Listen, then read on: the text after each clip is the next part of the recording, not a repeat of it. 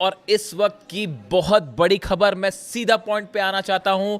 Iran ने अपने defence system से अमेरिका की टॉम हॉक मिसाइल को गिराने का दावा किया है। देखिए, ये बहुत बड़ी खबर है। जो लोग डिफेंस इंडस्ट्री से जुड़े हैं, जो इस बात का मतलब समझते हैं कि अगर अमेरिका की टॉम हॉक मिसाइल तबाह करता है ईरान, तो ये ईरान की इस जंग की सबसे बड़ी कामयाबी में से एक है। देखिए, ऑलरेडी अमेरिका इस बात से हैरान है, डोनाल्ड ट्रंप परेशान है, पीट हेगसेथ हैरान है कि कैसे ईरान की जो मिसाइल्स हैं उसने पेट्रियट सिस्टम तबाह कर दिया है, थार्ड सिस्टम तबाह कर दिया है। और उसके बाद अब खबर आ रही है कि अमेरिका की टॉम हॉक मिसाइल को मार गिराया है ईरान ने। जो खबर है पहले उसकी चर्चा करें। The Islamic Revolutionary Guard Corps claims its air defence unit intercepted and destroyed a US made Tomahawk cruise missile over Khanuj in Iran Kerman province before it could reach its target. Iran ने यह दावा किया है जो केरमनशाह province है वहां पर एक टॉमहॉक मिसाइल दागी गई थी जिसे ईरान के डिफेंस सिस्टम ने तबाह कर दिया है। According to Press TV, the missile was detected, tracked and neutralised by Iran air defence unit during ongoing US military strikes. जो खबरें ईरान में हैं, ईरान का जो प्रेस ये दावा कर रहा है कि इस मिसाइल को डिटेक्ट किया गया, डिफेंस मिसाइल फायर की गई और इसे डिस्ट्रॉय कर दिया गया हवा में। देखिए, टॉम हॉक वो मिसाइल है जो अमेरिका की सबसे डेडली क्रूज मिसाइल मानी जाती है। और जब इस तरह की खबरें आ रही थी कि यूक्रेन में टॉम हॉक मिसाइल तैनात होने वाली हैं, तो पुतिन ने जो है वो हाहाकार मचा दिया था कि अगर यहां पर आई तो मैं हमला कर दूंगा सीधा यूरोप पर। यहां तक धमकी दे दी थी उन्होंने। अब ऐसे में आप देखिए, ईरान का ये दावा है टॉम हॉक मिसाइल गिराने का। आप एक बार, अगर टॉमहॉक मिसाइल इतना अहम क्यों है ये पूरा मामला, अगर आप टॉमहॉक मिसाइल्स की जो फीचर्स हैं उस पर डिस्कशन करें। एक तो ये अपने साथ करीब 500 किलो तक का वॉरहेड लेके जा सकती है, यानी 500 किलो तक का बॉम्ब अपने साथ लेके जो है वो ट्रैवल कर सकती है। इसकी स्पीड करीब 900 किलोमीटर प्रति घंटा है, इसकी रफ्तार है। ये बेहद कम ऊंचाई पर उड़ती है, क्रूज मिसाइल है, यानी महज कुछ मीटर ऊपर जमीन पर उड़ती है। इसकी वजह से इसे डिटेक्ट करना, डिस्ट्रॉय करना बेहद मुश्किल होता है। इसीलिए इसे डिटेक्ट करना बहुत बड़ा चैलेंज है। और टॉमहॉक मिसाइल्स के डिटेक्ट करने के बहुत ही कम एग्जांपल्स मिलेंगे अगर आप उसको सर्च भी करेंगे तो।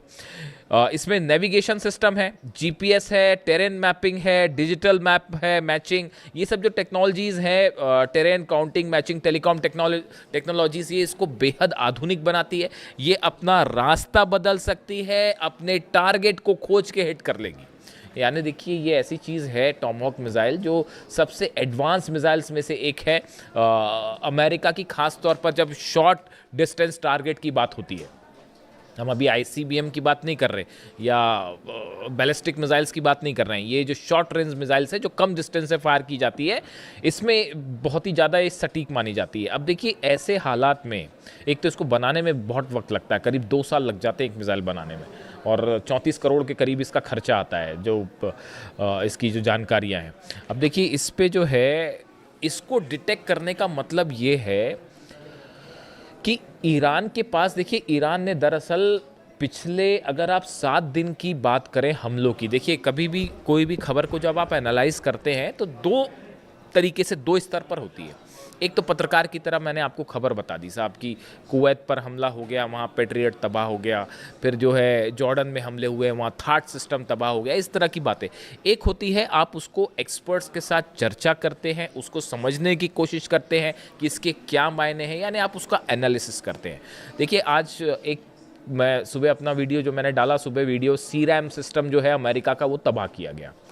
सीरैम सिस्टम जो कि ड्रोन्स को डिटेक्ट करने में काम आता है, लेज़र की इसमें तकनीक होती है, इस्तेमाल किया जाता है, उसको तबाह किया, ऐसा दावे ईरान के हैं। उसमें बड़े सारे कमेंट आए कि आप जो है ये नहीं बताते हो कि ईरान में कितनी तबाही हुई, आप अमेरिका की तबाही ज़्यादा क्यों बताते हो। मैं इसका एक जवाब देना चाहता हूँ। देखिए, आप अगर मीडिया को देखेंगे तो आपको बड़ी आसानी से ये डिटेल्स मिल जाएंगे कि ईरान में कहाँ हमला हुआ है, ईरान में क्या तबाह हुआ है, ये बताने वाले आपके पास बहुत सारे सोर्स हैं। लेकिन अमेरिका में कितना नुकसान हुआ है, इजराइल में, ये बताना एक तो बड़ा चैलेंजिंग काम है। देखिए, ये दावे करना बहुत ही, इसमें आपको मेहनत लगेगी, रिसर्च लगेगी, आपके सोर्सेज मजबूत होने चाहिए। तभी आप ये काम कर सकते हैं। इसीलिए हम एक कोशिश करते हैं कि आप तक वो खबर पहुंचाएं जो साधारण इजीली आप तक नहीं पहुंच पा रही है। दूसरी चीज़ ये है कि ईरान के जो हमले होते हैं अमेरिकन बेसिस पे या इजराइल में या मिडिल ईस्ट में, यहाँ से खबरें निकालना बड़ा मुश्किल हो जाता है, क्योंकि मीडिया कवरेज पर बैन लग जाती है इन देशों में कि आप जो है वो मीडिया कवर नहीं कर सकते। आप चाहे सऊदी अरब की बात कर लें, चाहे आप यूएई की बात कर लें, सब जगह निर्देश हो जाता है कि भाई इसको कवर मत करिए। इसी तरह का हाल जो है वो कुवैत में भी है, इजराइल से तस्वीरें बाहर आती नहीं है। तो इन हालात में यहाँ से खबरें निकालना बड़ा मुश्किल होता है, लेकिन उसके बावजूद हम ये कोशिश करते हैं। इसीलिए ज़्यादा खबरें ये होती हैं कि ईरान ने कितना नुकसान पहुंचाया, बात नंबर 1। बात नंबर 2, कई बार आप सिर्फ खबर ही नहीं बताते हो, आपको स्टैंड भी लेना पड़ता है कि क्या चीज़ सच है, क्या चीज़ सही है, क्या चीज़ गलत है। अगर 168 बच्चियों पर टॉमहॉक मिसाइल से हमला होगा तो उसकी आलोचना भी होगी। वो मैं सिर्फ खबर ही नहीं दूंगा, उसकी आलोचना भी करूंगा, और जितनी हो सकती है उतनी करूंगा, क्योंकि आप सिर्फ हर बार सिर्फ एक खबर देने तक सीमित नहीं रह सकते। आपको ये भी बताना होगा कि क्या चीज़ सही हो रही है। अगर बच्चे मर रहे हैं फिलिस्तीन में तो उसको बोला जाएगा कि ये जेनोसाइड है साहब। अगर छोटे छोटे बच्चे मर रहे हैं, 30,000 बच्चों को अगर फिलिस्तीन में भूखा मार दिया जाए तो वह सिर्फ खबर बताने तक कम से कम मैं तो सीमित नहीं रहूंगा। मैं ये भी बताऊंगा कि ये जेनोसाइड है और इसकी आलोचना की जानी चाहिए। ठीक है, तो ये भी बात होती है। दूसरा, आप जब खबरें निकालते हैं वो आपको पता ही है। देखिए, मैं इस बारे में कुछ नहीं कहना चाहता। ये इस वॉर के दौरान की करीब 20 से 25 खबरें ऐसी हैं जो हमने प्रिडिक्ट की और वो बिल्कुल सही हुई। जिस दिन अली खामेनी साहब पर अटैक हुआ था, इस तरह की चर्चाएं शुरू हो गई थी कि बस अब तो हार गया ईरान, अब तो हार गया ईरान। हिंदुस्तान में शायद इकलौता हमारा पॉडकास्ट है जिसमें हमने ये कहा था कि आप जंग करके देख लीजिए, ईरान कभी नहीं हारेगा। 5 महीने बाद आप कहाँ खड़े हैं देख लीजिए। हकीकत जानना चाह रहे हैं आप? थार्ड सिस्टम के ऊपर मिसाइल गिरी है, चेक कर लीजिए जाके। तस्वीरें आएंगी बाहर, जब आएंगी सैटेलाइट से, ये मैं दावा कर रहा हूं आपको। थार्ड सिस्टम के ऊपर मिसाइल गिरी है। पेट्रियट सिस्टम 3 जगह तबाह हुए हैं। मुझसे कोई कह रहा था कि आप बार बार पेट्रियट, भाई साहब, कुवैत में अलग पेट्रियट सिस्टम तबाह हुआ है, बहरीन में अलग तबाह हुआ है, जॉर्डन में तबाह हुआ है। जॉर्डन में तो जहां लगा था ना पेट्रियट सिस्टम, उसके ऊपर खुर्रमशहर 4 मिसाइल गिरी है। पता कर लीजिएगा जाके, अभी दावे आएंगे। 30 प्लेन पिछली बार गिरने की हमने बात कही थी, निकले 42 प्लेन्स गिर गए थे। और इस बार भी अभी बार बार हम कह रहे हैं कि जॉर्डन में बड़ा नुकसान हुआ है। F-15 एक गिरने की और एक जलने की बात आ रही है, अभी आप देखते जाइए। अभी जब इस सीनेट कमेटी बैठेगी और 6 महीने बाद बताएगी कि जॉर्डन के बेस पर क्या हुआ, कुवैत के बेस पर क्या हुआ, बहरीन के बेस पर क्या हुआ, तब पता चलेगा। लेटेस्ट जो अपडेट आ रही है कि कुवैत में जो है वो कुवैत की सेना का एक मिलिट्री का बेस है, उसके ऊपर ईरान ने हमला किया है। लेटेस्ट जानकारी बता रहा हूं मैं आपको। कुवैत में मिलिट्री बेस पर अटैक हुआ, लेकिन वो मिलिट्री बेस ऑपरेट अमेरिका कर रहा था, सैनिक अमेरिका के थे, वॉरहेड्स वहां पे जितने भी युद्ध से जुड़ी चीजें थी वो अमेरिका की थी। उसके ऊपर सीधा स्ट्राइक हुई है, मिलिट्री सेंटर के ऊपर सीधा कुवैत पे स्ट्राइक हुई है। और ईरान का दावा है बड़ी संख्या में वहां भी सोल्जर्स घायल हुए अमेरिका के।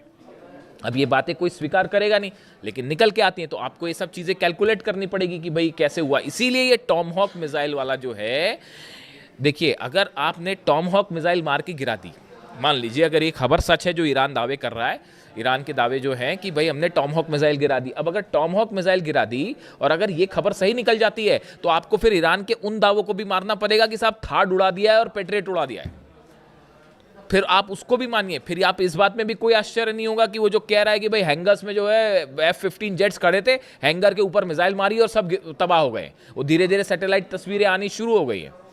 इसीलिए इन खबरों का एनालिसिस जो है मुश्किल है थोड़ा सा। अब देखिए, ये जो अगर अमेरिका के हमलों की बात की जाए, जो अमेरिका ने स्ट्राइक्स की है पिछले 12 घंटे में, केशम आइलैंड्स पर हमले हैं, एहवाज में हमले हैं, खुजेस्तान में हमले हैं, लारक आइलैंड्स के पास हमले हैं, सिरीक पर हमले हैं, बंदर अब्बास में हमले हैं, अधिमेश्क में और ओमिदी है, ये वो इलाके हैं।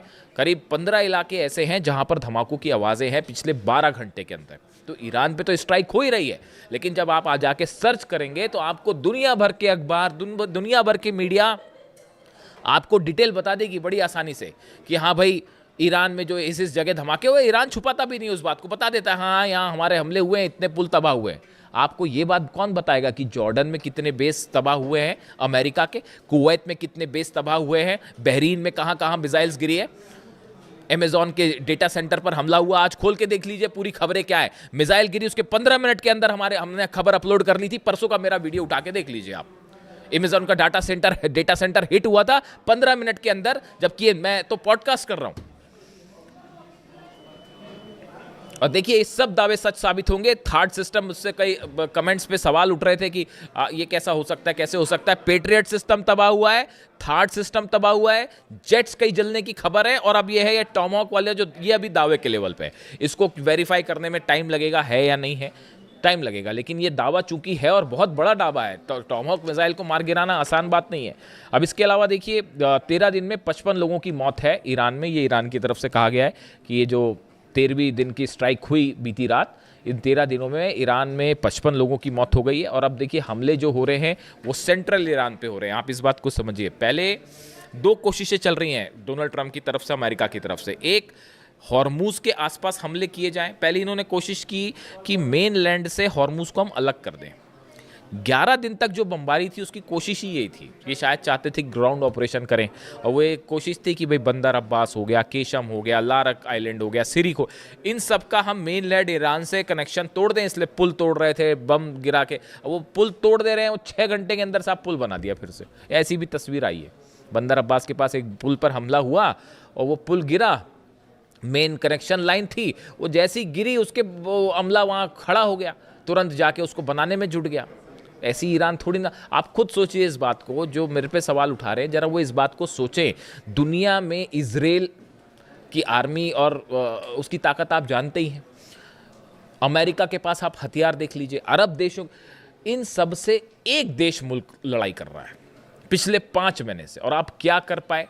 आप क्या ईरान में कब्जा कर पाए, कदम रख पाए? डर रहे हैं अभी भी डर है साहब कि अगर वहाँ कदम रखेंगे तो पता नहीं क्या होगा। इसी वजह से ऑपरेशन नहीं हुआ। वो एयर स्ट्राइक्स होती रही, लेकिन ये जो ग्राउंड ऑपरेशन वाला प्लान है फिर कैंसिल हो गया। ये कोशिश कर रहे थे केशम आइलैंड पे और या फिर अबू मूसा आइलैंड पे या ऐसे किसी आइलैंड पर कब्जा करने की, लेकिन वो हो नहीं पा रहा है। क्यों? डर रहे हैं साहब हमला कर। वो तो जो छोड़ी है, वो तो ऐसा ठोक रहे हैं। हॉर्मूज में एक जहाज़ गिरने की तस्वीर देखी आपने? वो हॉर्मूज में अभी जब कंफर्म हो जाएगा तो मैं बताऊंगा क्या। अभी ये कंफर्म नहीं है कि कौन सा जेट गिरा है। अमेरिका का एक जेट हिट किया गया है हॉर्मूज के आसमान में, उसके गिरते हुए और आग लगती हुई तस्वीरें हैं।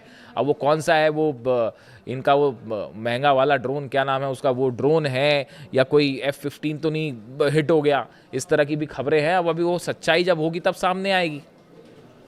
MQ-9 रिपर ड्रोन तो ऐसे गिर रहे हैं जैसे बच्चे मार के गिरा देते हैं, पतंगों को गिरा देते हैं, खींच के काट देते हैं, वैसे रिपर ड्रोन्स गिर रहे हैं। पता नहीं कितने अरब का है वो। तो अब वो रिपर ड्रोन गिरा है या फिर F-35 F-15 जो है वो फिर से डाउन हो गया है हॉर्मूज में। उसकी तस्वीरें हैं, अब देखना पड़ेगा उसमें सच्चाई क्या है। और वो लाल सागर के आसपास जो है, अलग से वीडियो कर दूंगा मैं, वो लाल सागर के आसपास ईरान ने अपनी बैलिस्टिक मिसाइल तैनात कर दी है। वहाँ सिर्फ हूती का खेल नहीं है वहाँ पे। तो बड़ी सीधी सी बात है, हूती मतलब पीछे रूस बैक कर रहा है, ईरान बैक कर रहा है हूतीस को। और 2 अरब के 2 जहाज़ ठोकने का मतलब है क्यों नहीं हुआ हमला? अब तक कर देते हमला, सऊदी अरब हमला कर देता। और ईरान ने अपनी मिसाइल्स लगा रखी हैं वहाँ पे कि यमन पर हमला करोगे तो ये लो नतीजा। अब ये डोनाल्ड ट्रंप जो कह रहे हैं, जो नया बयान आया है कि बड़ा ही मतलब मैसिव अटैक करने वाले हैं और ईरान पर ऐसा हमला होगा कि बिल्कुल तबाही मच जाएगी, ईरान ने भी उसकी तैयारी कर ली। कि आप पिकेक्स माउंटेन पर देखिए कहानी क्या है, जो मेरे को समझ में आई अब तक बात। ये जंग बहुत ज़्यादा तो नहीं खींच सकते डोनाल्ड ट्रंप, ये बात तो तय है। बड़ा नुकसान हो रहा है अमेरिका को, ईरान से कई गुना ज़्यादा नुकसान हो रहा है अमेरिका को, समझ रहे हो आप? तो ये ज़्यादा दिन जंग खींचेंगे नहीं, मुझे ये लगता है। पता नहीं, अभी मैं समझ पा रहा हूँ जितना, कि डोनाल्ड ट्रंप का प्लान ये है।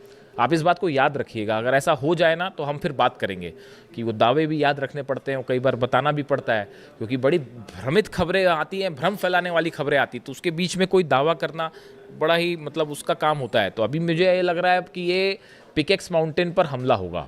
ईरान के जो बचे हुए न्यूक्लियर ठिकाने हैं, हो सकता है पिकेक्स माउंटेन पे भी बंकर बस्टर बम से हमला हो सकता है।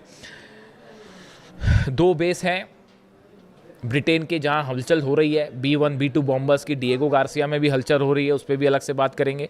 और रॉयल एयरफोर्स का जो दूसरा बेस है वहाँ पर भी जो है B-1 बॉम्बर्स वहाँ से टेक ऑफ कर रहे हैं। इस तरह की खबरें आ रही हैं। अब इस सूरत में bunker buster bumps GBU-72 bumps तैयार है। अब ऐसा लगता है कि अमेरिका पिकेक्स माउंटेन पर हमला करेगा, और हमला करने के बाद वही बात कही जाएगी कि जैसे इन्होंने नतांज फोर्दो और इस्फहान के लिए कहा कि वी हैव ऑब्लिटरेटेड देम, मतलब हमने ईरान का एकमात्र परमाणु अड्डा बचा था पिकेक्स माउंटेन के नीचे, हमने उसको भी तबाह कर दिया और अब हम यहाँ से जा रहे हैं वापस। ये प्लान है साहब अमेरिका का। Plan number 1।